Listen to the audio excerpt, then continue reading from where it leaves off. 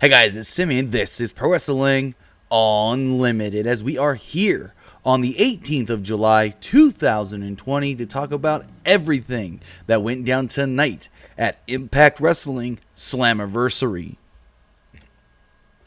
And I thought I enjoyed tonight's show, to be honest.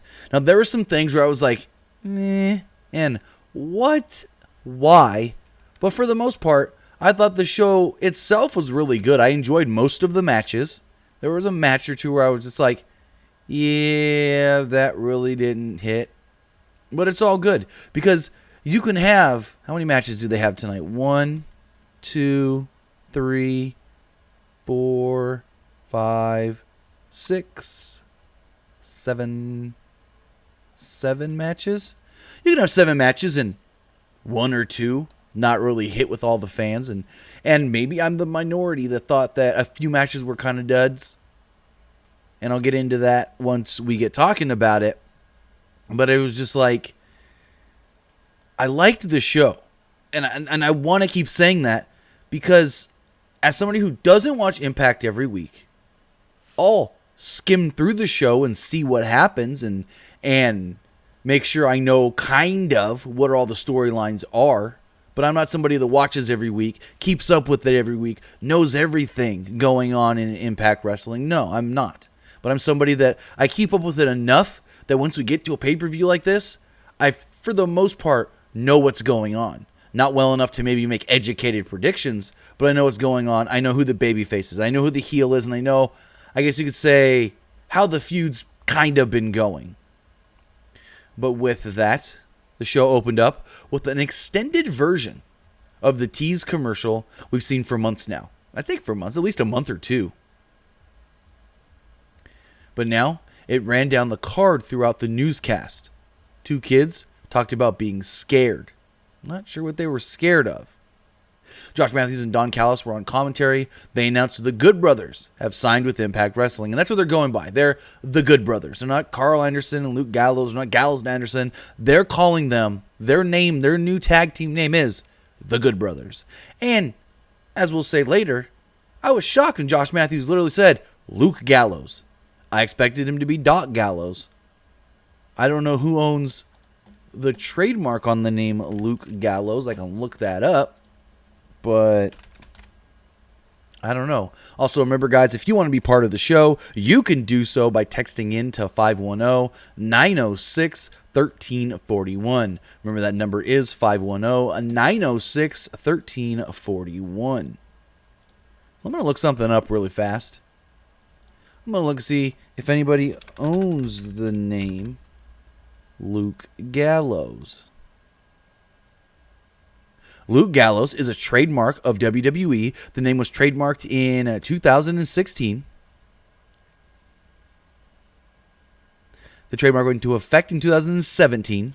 So WWE owns the name Luke Gallows. Technically, they can't call him Luke Gallows. They can call him Big LG Doc Gallows. But they can't call him Luke. They can't call him Luke.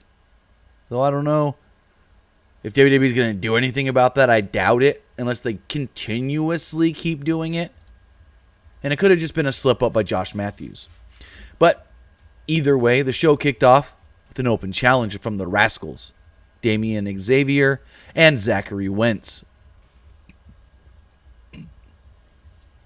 We didn't know exactly who was going to take up this open challenge. I thought maybe it would be the Good Brothers, Gallows and Anderson, coming out and just destroying the Rascals. But no. It was former Impact Wrestling Tag Team Champions, the Motor City Machine Guns, Alex Shelley, and Chris Sabin, and this match ruled. I really, really, really enjoyed this match. This was the perfect way to open up the show with just a bunch of high-paced action. So Winston and Shelley started the match. They went straight for collar and elbow tie-up, a couple of reversals and counters from wrist control. Xavier and Sabin tagged in for another great exchange, reversals, counters, transitions, into a Sabin arm drag and a clothesline for some momentum. But afterwards, Xavier would send Sabin to the outside with a Rana, leaving Shelley alone for some double team action. Sabin finally came back only to take a kick combo for a 2 count. The Rascals cut the ring off on Sabin and worked him over with quick tags and sentons. Wentz eventually got distracted by a kick from Shelley, allowing Sabin to recover and join Shelley for a series of punt kicks on the apron to both Rascals. Back in the ring, Xavier is down to tag out to Wentz. So Wentz tried to strike out Shelley, who managed to take down Wentz regardless. Double elbow and a kick by the Machine Guns for a 2 on Wentz. Motor City Machine Guns get Wentz at bay. They got some quick combos, sending him from the corner to the corner, kicking him, only getting a 2 off of it.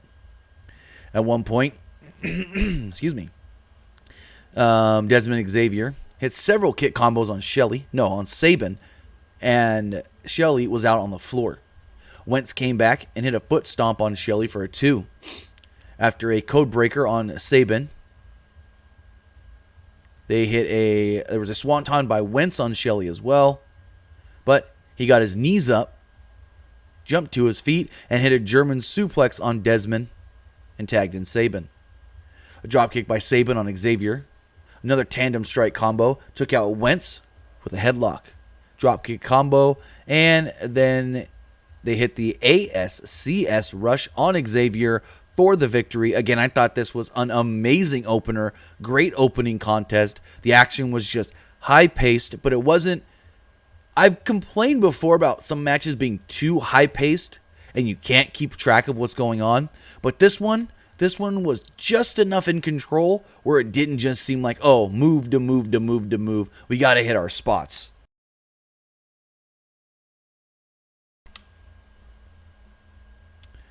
Callis and Matthews ran down the rest of tonight's card, hinting that there are at least 2 more surprises to come. Backstage, Taya berated Bravo and stated that she needed to win tonight. Rosemary came in and told Bravo that she needed to win tonight. We then got a video package for Moose versus Tommy Dreamer in an old school rules match with the TNA World title on the line. Tommy Dreamer literally said, I went to the TNA Championship Committee to get this match. I don't know who's in the TNA Championship Committee anymore. I know it was a thing back in the day where we never knew who it was. Well, I take that back. We sometimes knew who was in the Championship Committee. I think at one point, like Larry Zbyszko was. Maybe Dusty Rhodes.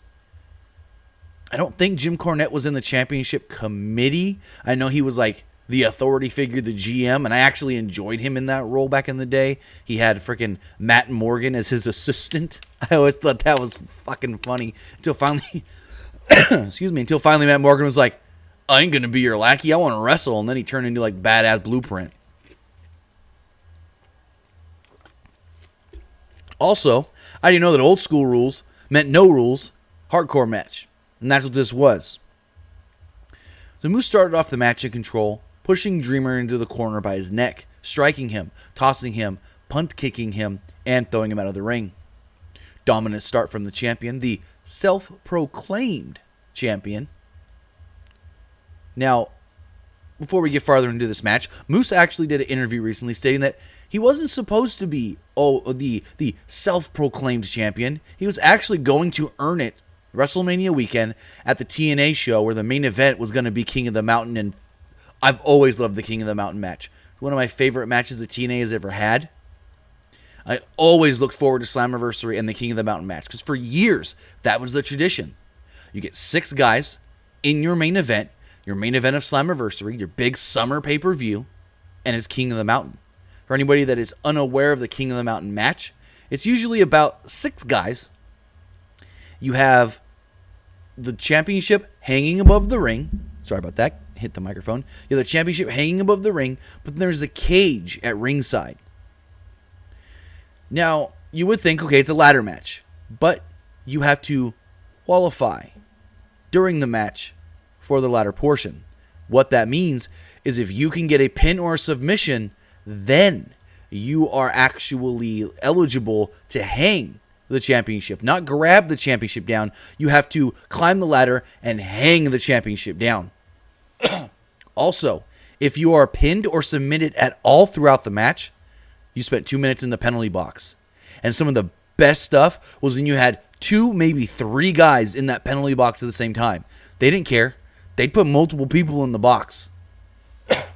But I always thought doing the reverse ladder match thing, where you had to fight to put the title up there, was actually kind of cool, because it's harder to hook the title than it is just to pull the title down. Because anybody can be fighting at the top of the ladder, grab the belt, hang from it, and loosen it to pull it down.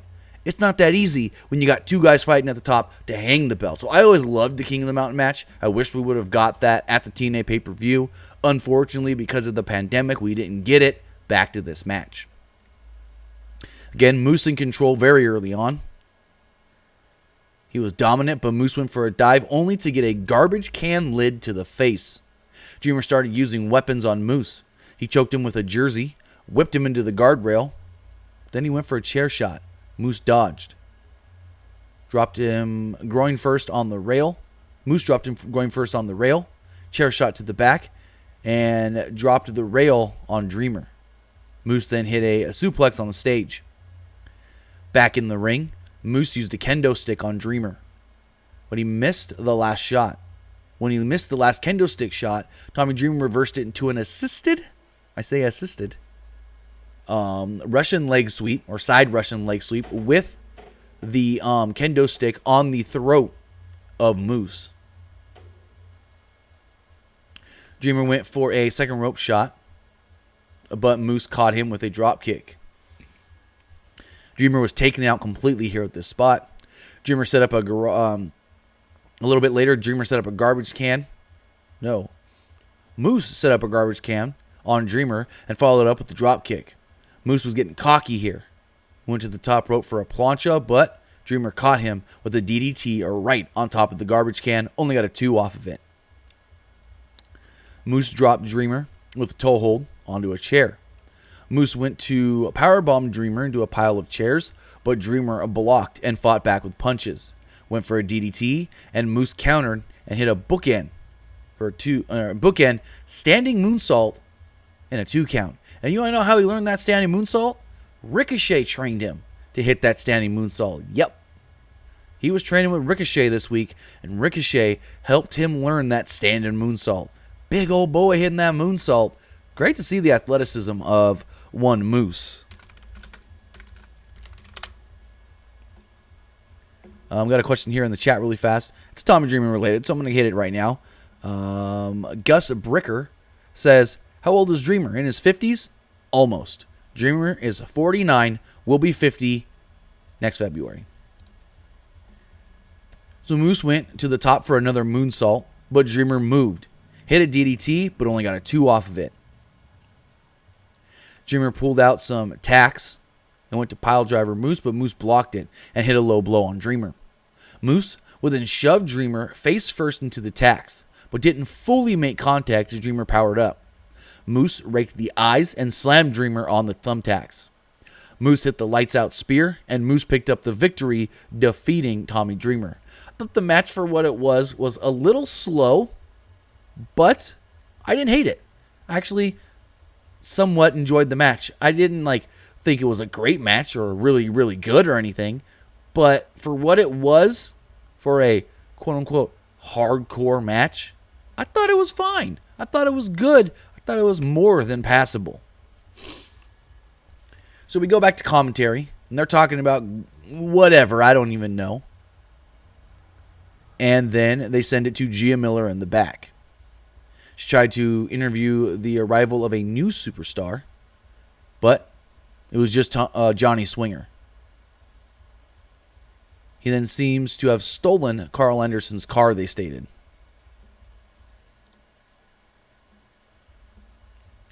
Next up, we have the gauntlet match to crown the new #1 contender for the Impact Women's Champion. And my thought was, gauntlet match? I don't watch much Impact, but I thought a gauntlet match was 2 people start, 1 gets pinned, the next person comes in. 1 gets pinned, next person comes in. This is a fucking Royal Rumble. That's all this was. So Tasha Steelz and Kylie Ray started off the match. They wrestled for wrist control into a headlock until Tasha caught Ray with a shoulder block and then a Rana. Tasha went for another one, but Ray countered it. A third participant we thought was Taya, but then in the end, it was just Johnny E. Bravo dressed as Taya. I didn't like this, and they did it again later. He was super kicked and immediately eliminated. Kylie Ray tried to high-five Tasha, but was taken out with a clothesline instead. Kimberly would come down as the fourth competitor. She took out Kylie Ray with a sidewalk slam and Tasha with a backbreaker. She hit a delayed vertical suplex on Kylie Ray, but was then posted. But then tried to pose, kind of, get a little too cocky, and Tasha caught her with a kick. Kylie Ray and Steels went back and forth. Kiera Hogan would come out fifth and join Steels, going after Kylie Ray. Kimberly tried to team up with them, but was stricken down by Hogan and Steels. Susie would come out next, at number 6. She ran down to help Kylie Ray. They've been a thing for a couple of weeks or months now. I guess Kylie Ray has been teaching Susie, the former Sue Young, how to embrace her inner goodness, I guess you could say. So got everyone with palm strikes and a Thez press. Susie went to take out Steels, but Steels blocked it, only to get a super kick by Kylie Ray and get eliminated. And the one thing I didn't like here is Kylie Ray would eliminate somebody, look shocked that she eliminated somebody, and then go, "I'm sorry." That's a kind of heel thing to do to me. Like, to me, that was a little of a heel bit, because she would be shocked. "Oh my God, I got an elimination," and then she would go, "Sorry," and then kind of giggle. It's kind of like those Mean Girls when they go, "Sorry, not sorry."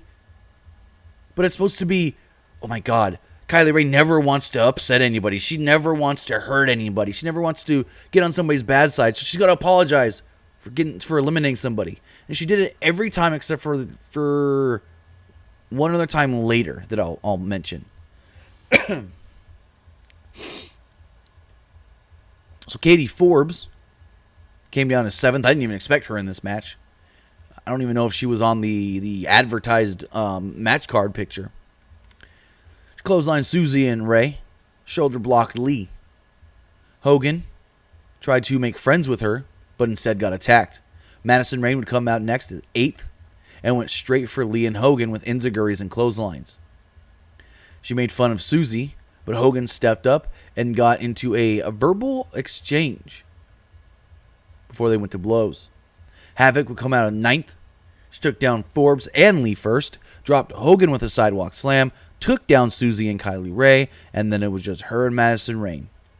The only one that was smart enough was Madison Rayne to go, "Hold up, I'm going to slide out on the apron. You go do your thing." Then, at number 8, came out the real Taya Valkyrie. She immediately took down Kimberly, Kylie Ray, Havoc, and went after Katie Forbes. Taya countered an attack from Katie Forbes, threw her into the corner, and then eliminated her with a kick. Alicia Edwards has come out at number 10. Hit a couple of DDTs until she tried a military press, only for Havoc to have to help her because she couldn't actually lift up who she was trying to lift up. I think it was Kylie Ray. Novea then came in at number 11 and joined Havoc. She took out Susie, Lee, and Hogan with a combo move. Double team backbreaker clothesline on Alicia Edwards. Alicia Edwards looked a little off to me. I haven't seen many of her matches, but she looked a little off. And when she was running, she did the thing that people used to criticize Becky Lynch for, taking way too many steps in a short span of time, as if she's trying to make herself look like she's running fast. Rosemary came in next. I think this is number 12. She went straight for Susie with a spear. Those two go way back. Taya and Rosemary eliminated Susie. Another Rosemary came out, and it was yet again Bravo. This shit was stupid. Why the hell did Johnny Bravo, have to come out once dressed as Taya, once dressed as Rosemary, and then when she was as Rosemary, they just let him compete. Like, are you fucking kidding me? So, Taya and Rosemary started fighting over him, basically wanting him to help the other one. Taya accidentally attacked Rosemary. Havoc tried to eliminate both of them, but Bravo snuck up and eliminated Havoc. And that was considered a legal elimination. Johnny Bravo, dressed as a fake Rosemary, eliminated Havoc. That was dumb. Kylie Ray then jumped up, eliminated Bravo, and said, "I'm sorry." Kylie Ray then eliminated Madison Rayne and apologized yet again. Lee and Hogan paired up to eliminate Nevaeh and Alicia Edwards. Rosemary kicked Hogan to eliminate her. The final four came down to Kimberly, Taya, Rosemary, and Kylie Ray. Remember, Kylie Ray started off the match. They all came to blows in the middle of the ring. Ray hit a cutter and eliminated Lee. Taya and Rosemary ganged up on Kylie Ray when she goes, because at first Kylie was working with Kimberly. Then she eliminates Kimberly, turns around and goes, uh-oh, realizes these two are friends, I'm screwed. So Taya and Rosemary ganged up on Kylie Ray, but she fought back. Rosemary locked in the upside down, but Taya took advantage to drop Rosemary. Rosemary was then eliminated. Final two of the match were Kylie Ray and Taya, and as the final two, this became a singles match. No more throw over the top rope to eliminate, pinfall submission victory. So Kylie Ray hit an early destroyer and a super kick and kind of just picked up the win pretty quickly. It went about like 2 minutes after it became a singles match, and Kylie Ray defeated Taya to become the new number one contender for the Impact Knockouts Championship. So they go back to commentary, and they're again talking about something I don't know. They're mumbling, rambling, whatever you want to call it. And all of a sudden, someone jumps the guardrail, and it's Heath. The former Heath Slater, now going by just simply Heath. We thought maybe he'd be Heath Miller. Can't be Heath Slater. Nope. He's just Heath. So he comes down and grabs a microphone off the announce table and jumps in the ring. He said that he was planning to challenge the Rascals, but didn't make it here in time. And I don't know what the hell was up, because they fixed this by the later end of the show, but basically the audio wasn't coming through the mic into the mixer into the feed of the show. They were actually getting the audio from the speakers in the building, and so it sounded really, really bad. Heath stated that there was a vacant spot in the main event, and he wanted it. He wanted to be the world champion, or at least have a shot at being the world champion. Rohit would then come out and interrupt and told him, that ain't going to you. You're not getting a shot just because you're the hot new thing. He said, I put my blood, sweat, and tears into this company, not for someone to just come in randomly who's never been here before and steal that away. Rohit attacked, but was quickly reversed and taken out with a reverse DDT. And that was it. Heath took out Rohit. And cool. Whatever. So we got a video package for the upcoming match. It was Willie Mack defending the X Division title against Chris Bay. So this started off our run of 4 title matches in a row. So they showed us a video package of why Chris Bay no longer will have Johnny Swinger in his corner. And I felt like they kind of focused on that a little more than, hey, don't forget Willie Mack's the champ. So they talked some trash early before coming to blows. Mack got the early advantage. They traded Lucha arm drags, but Mack hit a standing Meteora to send Bay to the floor. Mack tried to follow this up with a senton, but Bay blocked it, only for Willie to catch him on the apron and drop him with a draping neck breaker to the floor. This match really started to pick up here and get really, really fun when they got back into the ring. Mack hit a follow-away slam, kipped up, and then a standing moonsault for a 2. Mack elbowed Bay in the corner. They exchanged kicks before Mack went for the superplex. Bay blocked him and went for the sunset bomb, but instead kicked Mack's leg and hit a slingshot sling blade for a 2. Bay hit a big jumping uppercut and a swinging neck breaker for a 2 count. Mack started slapping Bay, but Bay came back with a mule kick and a body scissors for a 2. Third kick and an attempt at a dive. Mack caught him with a bomb instead. Mack then hit a clothesline and a spinning shoulder block. Followed this up with more clotheslines and a running cannonball. Mack went for an exploder, but Bay countered into a roll-up. Mack hit the exploder eventually after kicking out of that roll-up, and he hit into the turnbuckle, only got a 2 off of it. Bay's neck was just getting destroyed. Wrecked. Mack at one point hit a clothesline and a spinning shoulder block, followed that up with even more clotheslines and another running cannonball. Mack went for an exploder, but Bay countered into a roll-up. Kind of did similar spots yet again. Mack went for the 6-star, but Bay hid behind the referee. He snuck a kick on Mack and followed with a drop kick to take down Mack. Bay caught Mack with a big boot and a destroyer for a 2. Mack hit the stunner, went for the 6-star that Bay had dodged earlier. Bay pushed him into the referee and took the advantage to rake Mack's eyes as the ref wasn't looking. He then hit the final finesse and actually picked up the victory to become the new Impact X Division champion. Yes, Chris Bay defeated Willie Mack to become the new X Division champion. Hey, I ain't opposed to that, and I really loved that. The story was, can Chris Bay do it on his own? He's always had a lot of help from Johnny Swinger. Could he do it on his own? And he was able to do it on his own. So this next segment I really liked. I thought this was just perfectly done. We see Heath backstage. He runs into his old buddy Rhino, who, well, he's here to team with. As he said earlier, he wanted to take the Rascals Open Challenge. That would have been him and Rhino. So him and Rhino are talking for a moment before Scott D'Amore walks up. He tells Heath, hey, what are you doing here? Why are you here? You can't be here. A, this is a closed set. Nobody's allowed in. B, pandemic. Have you been tested? And C, he looks at Rhino and goes, no guests allowed. He must leave right now. And Heath was like, whoa, baby, what are you talking about? It's all good. And he's like, no, you need to go. So Scott D'Amore walks off and Rhino goes, I'll handle this. Well, actually, I take that back. I forgot something. D'Amore goes, you're not signed here. As your shirt says, free agent, you're still a free agent. Again, no guests. So Rhino tells him, hey, don't worry about it.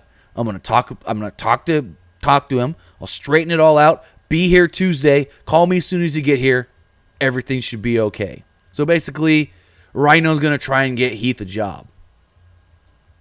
We'll see how it goes. Kind of like when he didn't get drafted in WWE and Rhino helped him get freaking drafted to SmackDown after they won the tag titles. They're basically doing that whole bullshit again. Hopefully, they don't do a whole, you got to win this match, and then we'll give you a contract. So Rhino, help him out.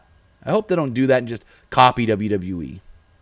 So next up, we got a tag team title match. It was the North, Ethan Page and Josh Alexander, defending against Ken Shamrock and Sami Callihan. And here's my criticism of this match. The North looked great. Sami Callihan looked pretty good. Ken Shamrock looked lost for a good portion of this match. Like Ken Shamrock would stand there for a minute and be like, what's next? Oh, yep, gotcha. So a big story in this match was Ken Shamrock and his MMA. Josh Alexander and his mat wrestling. They're both technical wrestlers. Who's the better technical wrestler? Who's the better mat wrestler?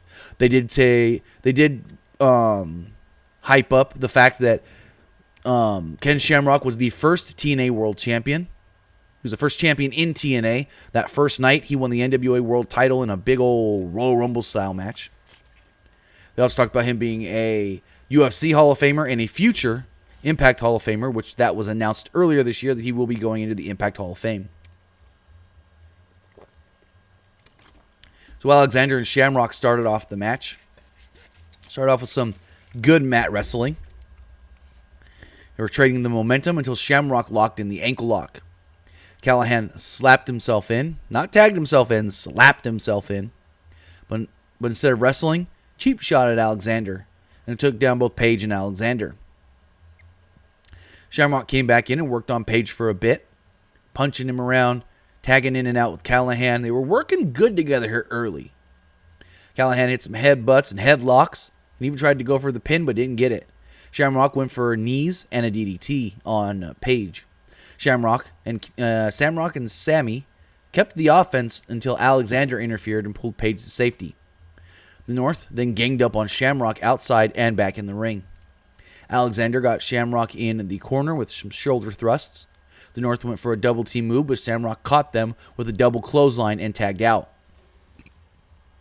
Then McCallahan came in and took out Alexander.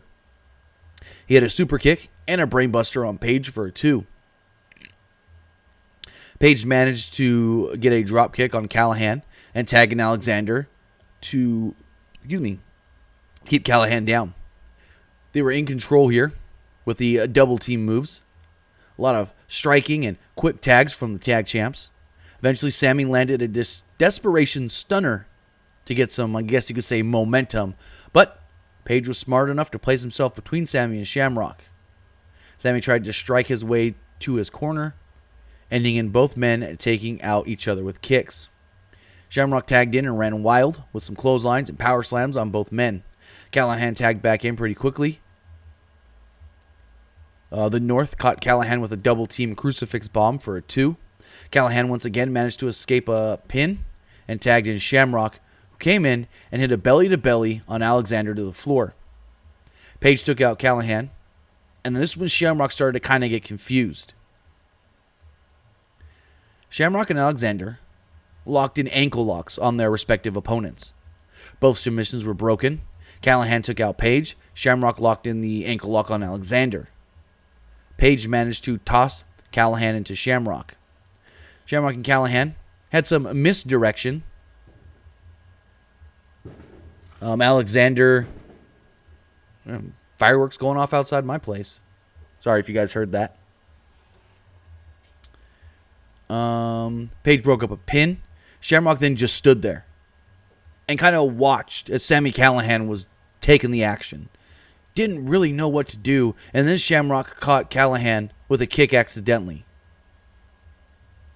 He then hit a top rope belly-to-belly on Alexander, and Alexander rolled out of the ring really quickly, and on commentary, Don Callis was like, good thing he had the wherewithal to slip out of the ring, or he would have been beat right there off that belly-to-belly. Shamrock then went for a dive, but both men moved out of the way, both members of the North. Back in the ring, the North finished Shamrock to retain the title. Okay match. The North looked great. Kind of broke down there at the end when Shamrock started to get confused and not know what was next and what to do. Again, the North looked great. Shamrock was meh, and Sammy looked alright. So after the match, Paige grabbed a mic and said, no one, also they fixed the audio here, no one asked for their comments when they hit their milestone of champions for 1 full year. He said they decimated the entire division here in Impact Wrestling. Alexander said that they promised to make history, and well, they proved it. Paige said that this is their company, and no one can touch them. Out would then come the Motor City Machine Guns. The Machine Guns came out and told them that, well, in Impact history, the Machine Guns are the best tag team. Sabin would then announce that they just came out with some good news. That good news is that they're getting a title shot this Tuesday against the North live on Access TV. So with that, this Tuesday, it has been officially announced that the Impact Tag Team titles will be on the line when the North defends against Alex Shelley and Chris Sabin, the Motor City Machine Guns. I also have to say, I forgot to mention this earlier, Chris Sabin looked way skinnier than I've ever seen him before, and because of it, it made him look more lengthy, and I don't know if it was the haircut or what, he looked younger than I've ever seen him too. So they kicked it back to Gia Miller. She says she's outside the dressing room of the Good Brothers. She wants to get a word from them. No one's seen them yet tonight. She knocks on the door. But the Good Brothers don't come out. Instead, it's Rich Swann. My first thought was, fucking idiot. You went to the wrong room or something. Why would Rich Swann be in their dressing room? Rich Swann comes out on crutches. She goes, Rich, what are you doing here? No one expected you to be here tonight. You're still hurt. Ha ha ha, he's still hurt. He said, well, I'm here to support my brother, Willie Mack.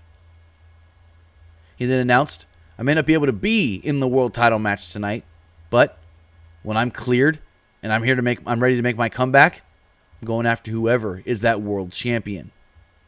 Lo and behold, what happened later on. So then we got the Knockouts title match. This match was phenomenal. My favorite thing on the show. We got a great video package hyping up this match. And this is something that we don't normally see. This match is something we don't normally see in women's wrestling. Two women going out there and basically seeming like they told each other, whip my ass, beat the crap out of me, make this not seem like a pro wrestling match, but a fight. And these two women had a fight. These two women beat the ever-loving piss out of one another. Beat the shit out of each other, and I loved it. A lot of times you watch a wrestling match with women, whether that's AEW, whether that's WWE. I don't know about Japan and all that. I don't watch women's wrestling in Japan, really. But you see like WWE and AEW matches, and you can tell, oh, yep, those producers set that match up. They know where they're going, what they're doing, what's next. But in this match, it was just beat the crap out of one another. So they started off with a heated collar and elbow tie-up. Grace drove Purrazzo into the corner and wouldn't let her go until the referee finally pulled her off. Purrazzo rolled to the outside and said, hey, get her under control, referee. And basically the story of this match was the technical prowess of Deonna Purrazzo versus the strength and power of Jordynne Grace, the champ. So back in the ring, Grace went for Purrazzo's arm, but was out-wrestled, only for Jordynne to rely on her power advantage to send Purrazzo back to the outside. Grace then caught Purrazzo with a shoulder block and once again sent her to the floor, but this time Jordynne followed it up with a great-looking dive, taking out Deonna. Grace went for an early muscle buster, but Purrazzo fought her off and dropped a knee on Grace's arm to finally start working over the arm for that Fujiwara armbar. Purrazzo focused on the arm, switching between strikes, armbars, kicks, and snaps. Purrazzo tried to get the short distance clothesline, but Grace wouldn't budge. So instead, she went back to the armbar until Grace made it to the ropes. Purrazzo finally locked on that Fujiwara armbar, but Grace was able to roll her over. Purrazzo transitioned into an armbar, a normal cross armbar, or arm breaker as they call it, but Grace was able to lock her arms and get to the ropes.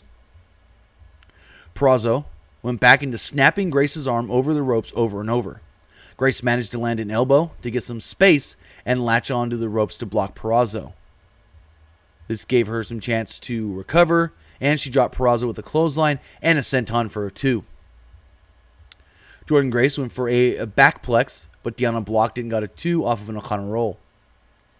Grace then locked her into a rear naked choke sleeper. Deonna rolled her over and got a 2 off of it. Grace had to unlock the hold to kick out. Grace then caught her with a clothesline and got her in a bow and arrow on the ring post. Grace made her way back into the ring. Purrazzo once again snapped her arm on the ropes, though. Grace tried to strike down Purrazzo with a Grace driver, and she did, but only got a 2 off of it. She tried to follow this up with the powerbomb, but Purrazzo almost locked in a triangle.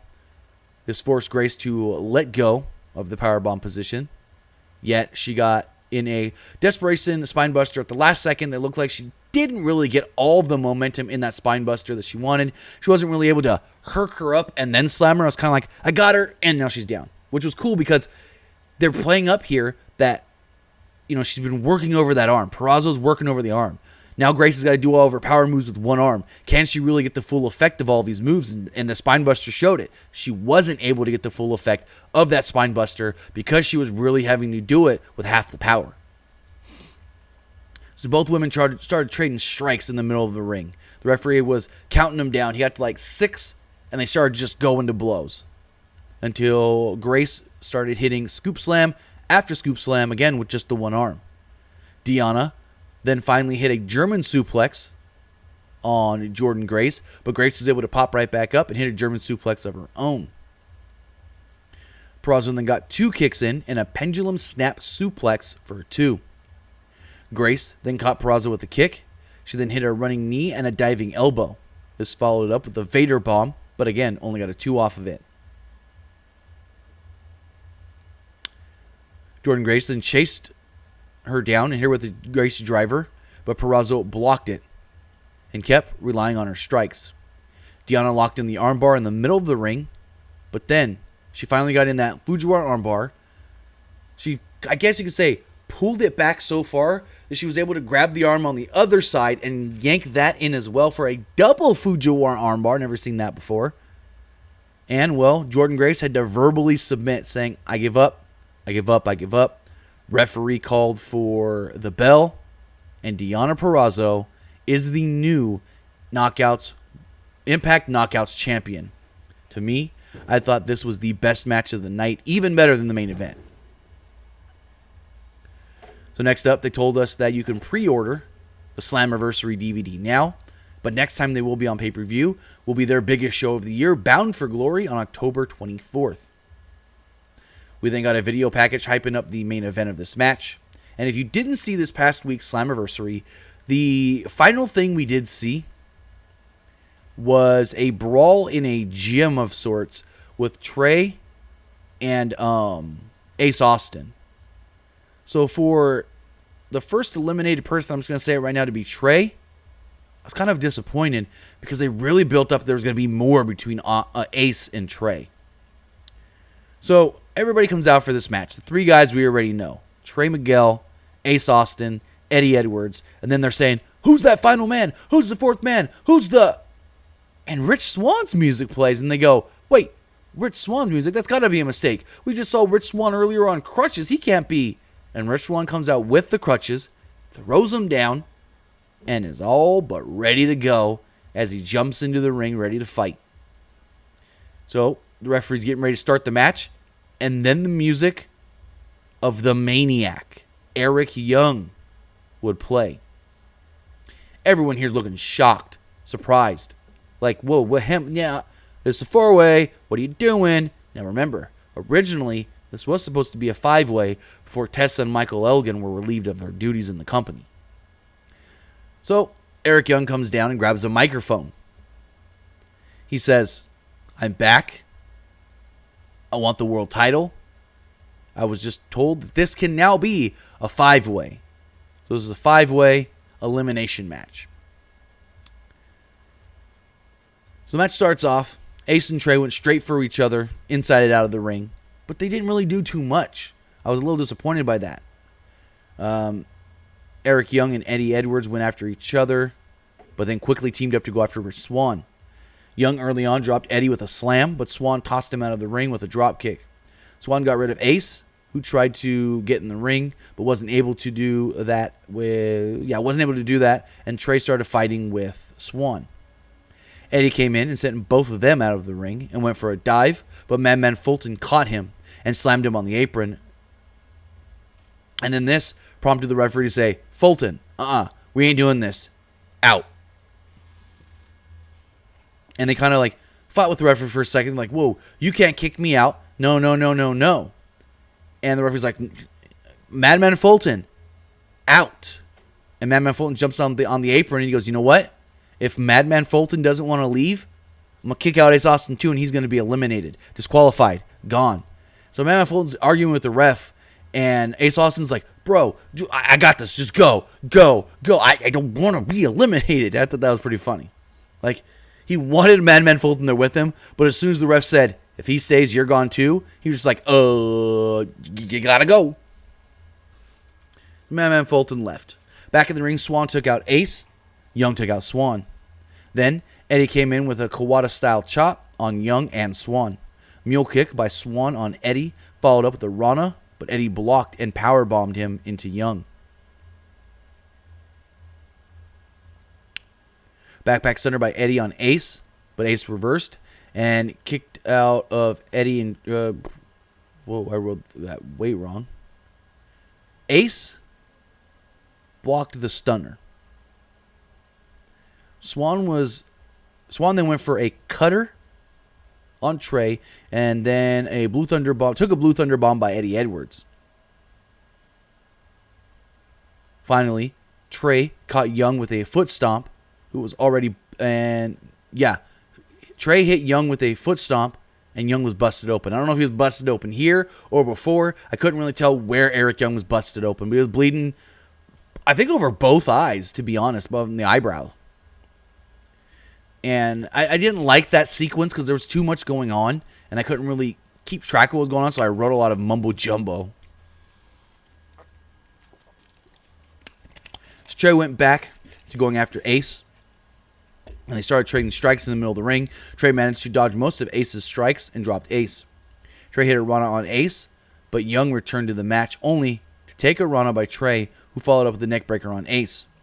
Trey dodged Eddie's rush, landing a destroyer on Swan on the outside, and this was fucking phenomenal. So Rich Swann is standing on the outside. Trey Miguel bounces off the ring, and remember, Rich Swann's got his back turned. He bounces off the ropes, runs, dives through the ropes, and when he dives, he grabs Rich Swann and just hits him with the fucking destroyer right at the edge of the ramp. This was, if you didn't see this move, you've got to go see it, because this was just how they do that. I don't know. Back in the ring, Young dropped Eddie with a super kick, but Ace was there to hit a suplex on Young to cut him off. Eddie started chasing with the Tiger Driver, but Ace escaped and blocked and backed Eddie into the corner. He took out Trey in the process. Eddie pancaked Ace and finally hit that Tiger Driver. Trey was then there and hit a Meteor to break up the pin. Young picked Trey, hit him in the pile driver, and just eliminated him out of nowhere. Like, it was basically like, hey, it's time for that first elimination. Do it now. And all of a sudden, just out of nowhere, Eric Young just grabs Trey Miguel, poof, pile driver, you're done. You're gone, you're out. Like, where the fuck did that come from? So then, it started to become the Eric Young show. The Eric Young beats the shit out of Rich Swann's show. Young stomped just all over Eric Young. I mean, Rich Swann. Swann tried to make a comeback, punched down Swann, but then was caught at the backplex for a 2. Young went for a weird pile driver attempt from the second rope, and Swann, I guess, countered it into a bulldog. Eddie Edwards came back in and hit a superplex on Ace to the floor, but Swann was going to hit a superplex on Ace to the floor, but Swann stopped him. Young then took away Swann. Looked like he was going to powerbomb Swann in the ring. Now remember, Ace Austin and Eddie Edwards are on the top rope.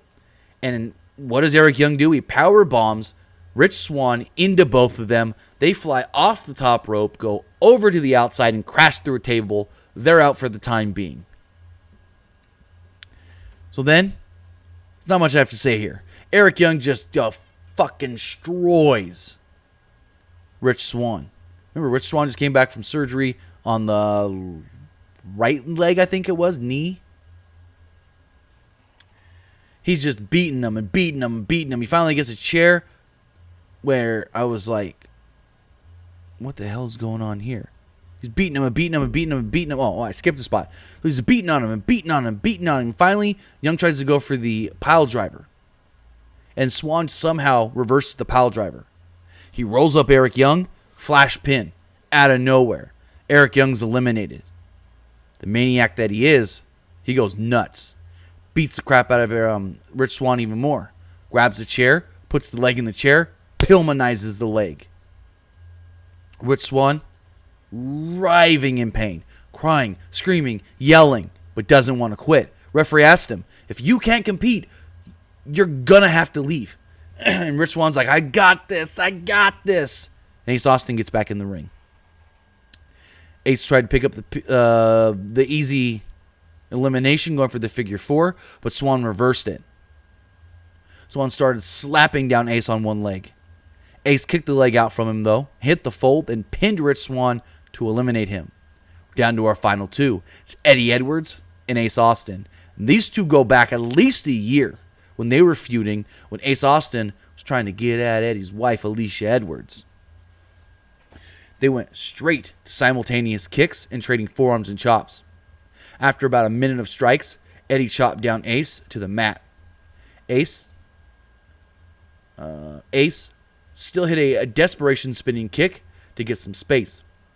Ace went for the fold, but Eddie turned it into a belly-to-belly in the corner. Eddie hit the Boston knee party, but Ace kicked out at a 2. Ace hit the fold, but Eddie kicked out of 2. Ace went to the top rope, and Eddie dodged. He hit the BKP, the diehard of Flowision, and pinned Ace Austin to win the title. The new Impact World Champion is Eddie Edwards. This is the second time he has won the world title in this company. I thought this was a really fun match.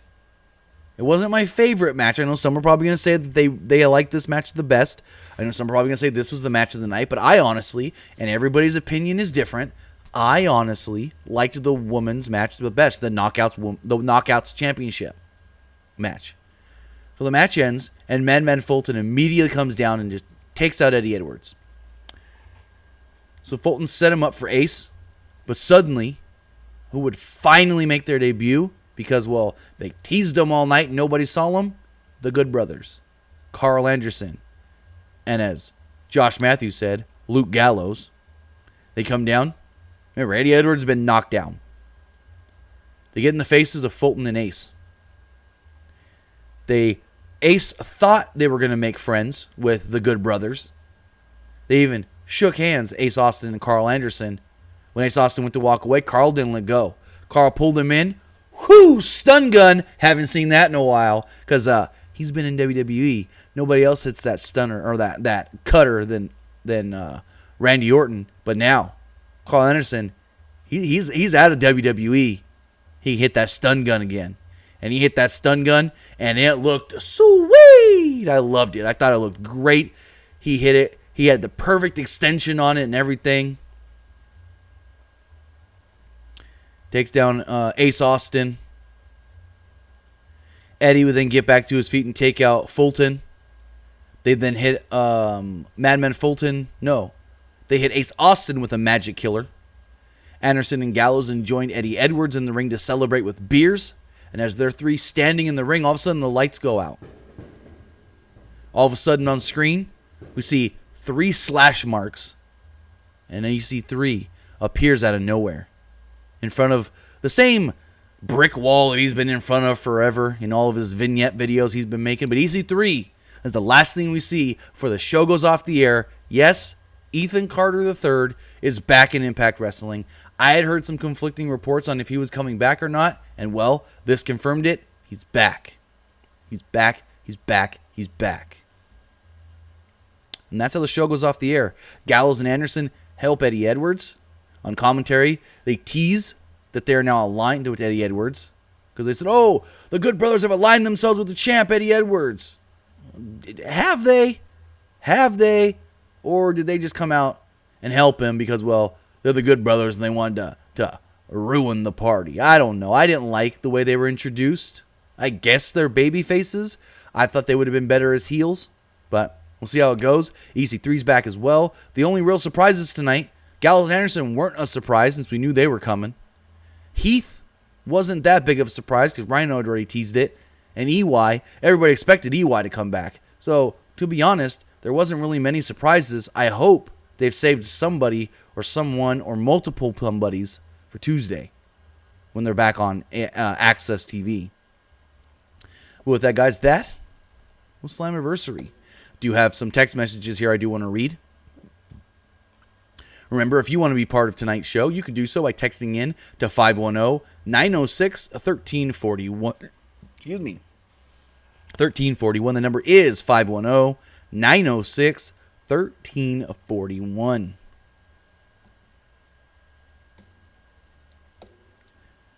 This person here says, how do you feel about EC3 in Impact Wrestling? I don't care. It's EC3. EC3 and Impact are kind of simultaneously because that's where he really did make a name for himself. He was Derek Bateman in WWE, well, NXT Developmental.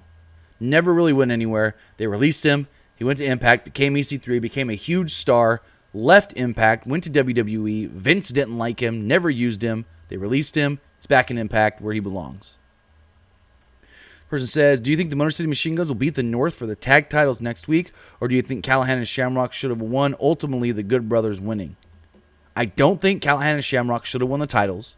Because that's we've been feuding for a while. Now let's team up and get tag titles thing. No, that's WWE bullshit at its finest. I didn't want to see that happen. As far as the Machine Guns winning the titles from the North, I can see it happening. I don't want it to happen because I think the North versus Gallows and Anderson would be phenomenal. So that's the match I want to see, is the North challenged by the Good Brothers. This person here says, how come Impact uses Alicia Edwards as someone that women can squat? How come Impact uses Alicia Edwards as someone that women can squash? But I've seen her wrestle for other promotions, and she can actually wrestle if I'm not mistaken. Now, I've only seen her in Impact. I've only seen like 3 matches, including tonight. And again, tonight, I felt like she was off a little. I felt like she just wasn't flowing that well in the match. And yeah, I don't really know much of Alicia Edwards outside of Impact. Like I said, I've seen like this match and maybe 2 others. So the Deonna Purrazzo match, which got squashed, and I can't remember what that other match was, but I know I've seen her in the ring before. I think basically she's Eddie Edwards' wife.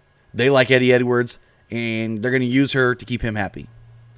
This person here says, are we supposed to believe EC3 was the hooded figure in the promos? And what do you see him doing, face or heel? I believe so, that he was supposed to be that hooded figure. And heel or babyface, he's got to be a heel.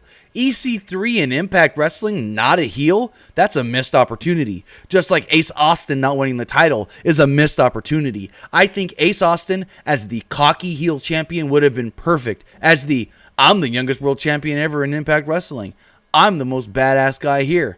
I'm the champion. Never one needs to bow down. I think Ace Austin not winning that match tonight, missed opportunity 100%. Because I think he would have made the perfect cocky, what's the word I'm looking for? Cocky, full of shit, dipshit world champion. Because now he could have said, I won that on my own. But going forward, he could have used Madman to keep the title.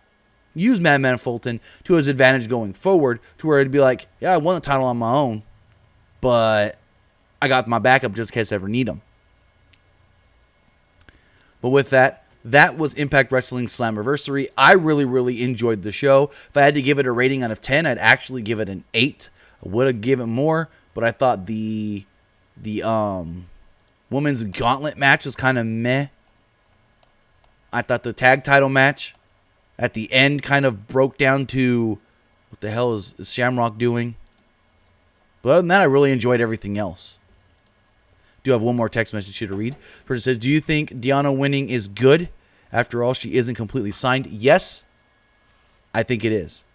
Because Deonna Purrazzo came to Impact, but said, I'm not signing a contract yet. I'm going to work on a per-date basis because I want them to prove to me that they're actually going to use me well. I don't know if she expected to just get the title right off the bat, but she wanted them to say, hey, we're not just going to sign you and then just not use you on television. And they've used her in a great big way, and they put the fucking belt on her in her first big match, her first big opportunity. So I think this could lead to her signing permanently with a company. Gallows and Anderson signed 2-year contracts, so I can maybe see them giving her a 2-year contract as well. But again, with that, guys, I want to say thank you for joining me here live on twitch.tv/PWUnlimited. I had fun reviewing this show. I had fun watching the show. Again, I always review all the major Impact pay-per-views, so we will be reviewing Bound for Glory on October 24th as well. But speaking of reviewing, we'll be back tomorrow night reviewing Extreme Rules, or should I say, The Horror Show at Extreme Rules. Again, I want to thank you guys all also for following us over here to Twitch, for coming here with us and saying, hey, I support you. I want to help you guys out because, hey, by the end of this weekend, we're going to hit the goals that we need to hit per Twitch. So that way we can start making money here on Twitch. We can start actually doing some other kinds of things here on Twitch. It's going to be really, really fun once we do hit that. So with that, we'll see you guys tomorrow night for the Extreme Rules pay-per-view review. Have a good night, guys.